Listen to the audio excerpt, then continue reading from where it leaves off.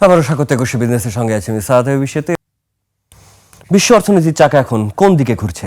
আধিপত্য কিংবা যুদ্ধের দামামার বাইরে বাস্তবতা এই যে গেল 4 দশকে চীনের দানবীয় উৎপাদন সক্ষমতা বৃদ্ধি হয়েছে। চীনের উৎপাদিত পণ্য সরবরাহের প্রধান সমুদ্রপথ মালাক্কা প্রণালী। নানা ভূ রাজনৈতিক টানাপোড়েনে হরমুজ প্রণালীর পাশাপাশি নতুন সংকটের মেঘ এখন এই মালাক্কার প্রণালী ঘিরে। গুরুত্বপূর্ণ সমুদ্রপথের নিয়ন্ত্রণ নিয়ে ওয়াশিংটন আর বেজিংয়ের মধ্যে বিরোধ সৃষ্টি হলে ধস নামতে পারে গোটা দুনিয়ার অর্থনীতিতে। Desk report. বিশ্বের কারখানা বলা হয় চীনকে। যে আমেরিকা একসময় বিশ্বকে পণ্য সরবরাহ করত, আজ তারা চীনের উৎপাদন গতির কাছে পরাজিত।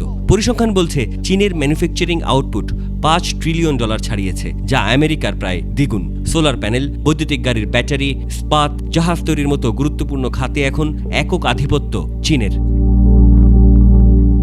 চীনের অর্থনীতির প্রায় 25 থেকে 27% আসে উৎপাদন খাত থেকে, যা আমেরিকার ক্ষেত্রে মাত্র 10 থেকে 11%। 2017-তে মিস্টার ট্রাম্পের শুরু করা বাণিজ্য যুদ্ধ কিংবা তাইওয়ান ইস্যুতে চীনকে হরহামেশা সবক শেখানো। এসবের বাইরে বাস্তবতা এই যে বিশ্বের মোট শিল্প উৎপাদনের প্রায় 31.6% আসে চীন থেকে, যেখানে আমেরিকার অংশীদারিত্ব মাত্র 15.9%। এমন দানবীয় উৎপাদন সক্ষমতার বিপরীতে জ্বালানি আর পণ্য পরিবহনে চীনের গভীর নির্ভরতা মালাক্কা প্রণালী ঘিরে। চীনের 80% জ্বালানি আমদানি হয় এই পথ দিয়েই। মালাক্কা প্রণালী হল দক্ষিণ পূর্ব এশিয়ায় অবস্থিত একটি সরু জলপথ। এটি প্রায় 580 মাইল বা 930 কিলোমিটার দীর্ঘ। প্রতিদিন 2 কোটি ব্যারেলের বেশি তেল এই পথ দিয়ে যায়। ভারত ও প্রশান্ত মহাসাগরকে যুক্ত করা এই সরু জলপথটি এখন বিশ্বের সবচেয়ে বড় চোক পয়েন্ট। আর এই বিশ্ব অর্থনীতির শ্বাস বন্ধ হওয়ার উপক্রম হবে এই প্রণালী বন্ধ হলে, এমন আশঙ্কা নিয়ে ব্লুমবার্গ গেল 1 সপ্তাহে একাধিক প্রতিবেদন প্রকাশ করেছে। অবশ্য চীন এই পথ নিয়ে দীর্ঘস্থায়ী আতঙ্কে ভুগছে, কারণ আমেরিকার নৌবাহিনী বা ভারতের কৌশলগত অবস্থান যদি কখনো এই পথ বন্ধ করে দেয়, তবে স্থবির হয়ে পড়বে চীনের বিশাল উৎপাদন ব্যবস্থা, বাধাগ্রস্ত হবে বাণিজ্য। মালাক্কার প্রণালী দিয়ে চীনের সরাসরি টহল বা আধিপত্য নেই, কারণ এই জলপথের নিরাপত্তা মূলত ইন্দোনেশিয়া, মালয়েশিয়া এবং সিঙ্গাপুর নিয়ন্ত্রণ করে থাকে। চীন এই প্রণালীর ভিতরে সরাসরি টহল না দিলেও কম্বোডিয়ার রিয়াম নেভাল বেস আধুনিকায়ন করেছে চীনই। আবার ইরান, রাশিয়ার সাথে চীন নিয়মিতভাবে ভারত মহাসাগরে নৌমহড়া পরিচালনা করে। সংকট কেবল যুদ্ধ নিয়েই নয়। 2026 সালের সাম্প্রতিক খবর অনুযায়ী ইন্দোনেশিয়ার এই জলপথে জাহাজের উপর কর আরোপের পরিকল্পনা রয়েছে। একই সাথে যুক্ত হয়েছে সিঙ্গাপুর প্রণালীর ক্রমবর্ধমান জলদস্যুতা। সব মিলিয়ে এক অস্থির সময় পার করছে এই লাইফলাইন। অর্থনীতি আর ভূরাজনীতি এখন একই সুতোয় গাঁথা। চীন যদি উৎপাদনের রাজা হয়, তবে মালাক্কা প্রণালী সেই মুকুটের এক নড়বড়ে অংশ। এই সমুদ্রপথ নিয়ন্ত্রণ যার হাতে থাকবে, আগামীর বিশ্ব অর্থনীতি সম্ভবত তার হাতেই নিয়ন্ত্রিত হবে, এমনটাই বলছেন বিশ্লেষকরা। সাদাত হাবিবি সেতু, একুশে টেলিভিশন, ঢাকা। অকটেন, পেট্রোল ও ডিজেলের পাশাপাশি চলছে গ্যাসের তীব্র সংকট। একদিকে পাম্প বন্ধ, অন্যদিকে গ্যাসের প্রেশার কম।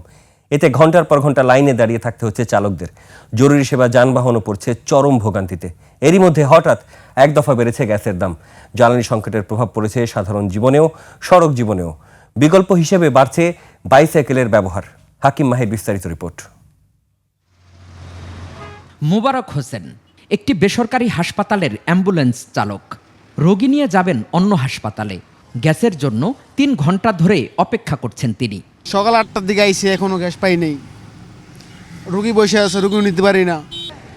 এটা গ্যাসের জন্য লম্বা লাইন। রাজধানীতে তেল সংকটের সঙ্গে বাড়ছে গ্যাস সংকটও।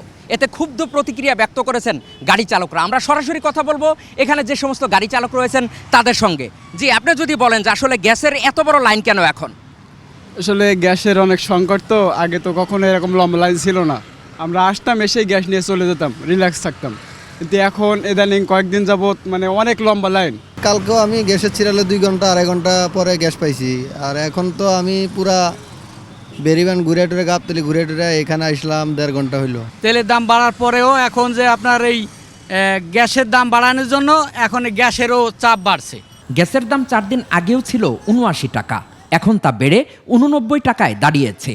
গাড়ি চালকরা বলছেন তেল সংকটের আড়ালে গ্যাসের দাম আরও বাড়াতে চাচ্ছে একটি সিন্ডিকেট। এটা তো হঠাৎ করে, এটা কি দাম বাড়ানোর জন্য হইতেছে না কিসের জন্য হইতেছে এটাই তো বুঝতেছি না। আমার মনে হয় যে ম্যাক্সিমাম ওই যে তেলের দামটা বাড়ানো, মনে হয় গ্যাসে একটু চাপটা বেশি পড়ছে। আজও রাজধানীতে অকটেন পেট্রোল ও ডিজেল সংকট চরমে। এতে আসাদ গেট, কল্যাণপুর, গাবতলী ও মিরপুরের অনেক পাম্প বন্ধ। ভোগান্তি বাড়ছে তেলের লাইনে। অনেক পাম্পে তেল না পেয়ে গাড়ি চালক ও শিক্ষার্থীরা আড্ডা ও গেম খেলে সময় পার করছেন। তারা জানান, এভাবে সময় নষ্ট হতে থাকলে পরিবারে দুর্ভোগ নেমে আসবে। সকাল 5টার থেকে দাঁড়ায় আছি তেলের লাইনে। আপাতত আমরা উনো খেলতেছি। রাত 3টায় করছি, দাঁড়াইছি, আর এখন বাজে 9টা। ডিউটি করতে পারবো না, আমাদের চাকরিও থাকবে না। তো এরকম যদি কন্টিনিউ হয় তাহলে আমাদের ফ্যামিলি নিয়েও আমরা প্রবলেমে পড়বো। এদিকে অকটেন পেট্রোল, ডিজেল ও গ্যাস সংকটে রাজধানীর সড়কগুলোতে বাড়ছে বাইসাইকেলের সংখ্যা। অনেকেই বাইসাইকেল চালিয়ে অফিস থেকে শুরু করে দিচ্ছেন পার্সেল ডেলিভারি। বাইসাইকেল চালকরা জানান, সময় ও টাকা বাঁচাতে এখন রাজধানীতে বাইসাইকেলের বিকল্প নেই। তেলের যে সংকট, এতে বাইসাইকেলই তো বেটার। আমি বাড়িতে বাইক রেখে আসছি আমার বাসায়, আমি বাইক রেখে সাইকেল ড্রাইভ করে যাচ্ছি। 100% সেফ, কারণ আমাদের শারীরিকভাবে পরিশ্রম হয় এবং যানজটের আমাদের ঠেকাতে পারে না। প্রশাসন আরও কঠোর না হলে জ্বালানি সংকট থামবে না বলে মনে করছেন গাড়ি চালকরা। হাকিম মাহি, 21 টেলিভিশন, ঢাকা। এখন জানিয়ে দিচ্ছি আন্তর্জাতিক বাজারে জ্বালানি তেলের মূল্য পরিস্থিতি। বিশ্ববাজারে আবারও ঊর্ধ্বমুখী জ্বালানি তেলের দাম প্রতি ব্যারেল ছাড়িয়েছে $100। জুন 2026 সরবরাহ চুক্তিতে ক্রুড অয়েল ব্রেন্ট ব্যারেল প্রতি বিক্রি হচ্ছে $103.27, যা আগের দিনের চেয়ে প্রতি ব্যারেলে $1.36 বেশি। এবার এশিয়ার প্রধান শেয়ার বাজারের খবর। সূচকের নিম্নমুখী প্রবণতায় দেখা যাচ্ছে এশিয়ার বেশিরভাগ পুঁজিবাজারে। জাপানের শেয়ার বাজার নিকির সূচক 410 পয়েন্ট কমে দাঁড়িয়েছে 59,174 পয়েন্টে।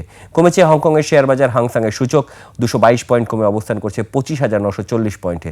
কমেছে সিঙ্গাপুরের এসটিআই সূচকও, এটি 42 পয়েন্ট কমে অবস্থান করছে 4,960 পয়েন্টে। চীনের শেয়ার বাজার সাংহাই কম্পোজিট ইন্ডেক্সে দেখা যাচ্ছে 4,089 পয়েন্ট, যা আগের দিনের চেয়ে 16 পয়েন্ট কম। বোম্বে সেন্সেক্স 30 ইন্ডেক্সে দেখা যাচ্ছে নিম্নমুখী প্রবণতা। সেন্সেক্সের সূচক 679 পয়েন্ট কমে অবস্থান করছে 77,836 পয়েন্টে। কমেছে থাইল্যান্ডের থাই স্টক এক্সচেঞ্জ সূচকও, এটি 21 পয়েন্ট বেড়ে অবস্থান করছে 1,458 পয়েন্টে। এবার জানাবো আন্তর্জাতিক বাজারে সোনা ও রূপার দাম। আন্তর্জাতিক বাজারে কমেছে স্বর্ণের দাম। প্রতি আউন্স স্বর্ণ বিক্রি হচ্ছে $4,710, যা আগের দিনের চেয়ে $29.46 কম। কমেছে রূপার দামও। প্রতি আউন্স রূপা বিক্রি হচ্ছে $75.97, যা আগের কর্মদিবসের তুলনায় $1.73 কম। এবার আন্তর্জাতিক বাজারে গম ও সয়াবিন তেলের বাজার দর। বিশ্ববাজারে বেড়েছে গমের দাম। শিকাগো বোর্ড অফ ট্রেডে জুলাই 2026 সরবরাহ চুক্তিতে প্রতি বুসেল গমের ভবিষ্যৎ মূল্য দাঁড়িয়েছে 613 সেন্ট, যা গতদিনের চেয়ে 6 সেন্ট বেশি। বিশ্ববাজারে কমেছে সয়াবিন তেলের দাম। জুলাই 2026 সরবরাহ চুক্তি অনুযায়ী প্রতি পাউন্ড সয়াবিন তেলের মূল্য এখন 70.73 সেন্ট, যা আগের কর্মদিবসের চেয়ে 0.27 সেন্ট কম। এবার টাকার সঙ্গে প্রধান আন্তর্জাতিক মুদ্রার বিনিময় হার। আন্তঃব্যাংক লেনদেনে আজ ব্যাংকগুলো মার্কিন ডলার কিনছে 122 টাকা 30 পয়সায়, বিক্রি করছে 123 টাকা 30 পয়সায়।